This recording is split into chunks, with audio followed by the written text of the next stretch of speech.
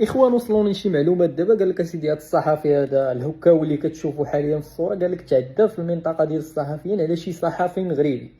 اجهلتوا راه داروا واحد الفوضى الاخوان، راه ما يمكنش.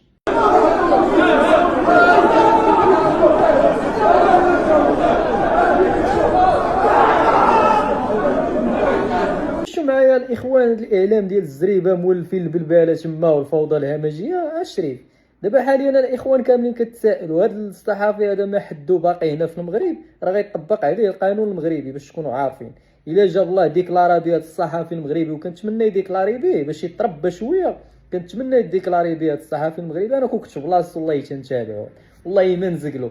ترى بحال نيجيريا، انا مالي واحد الكاف. انا ما فهمتش شنو كتسنى اللاعبين عند الجزائر تابعين الحكم حتى الفيستير بقى لهم يسلخوه، الجماهير باني هبطوا للتيران.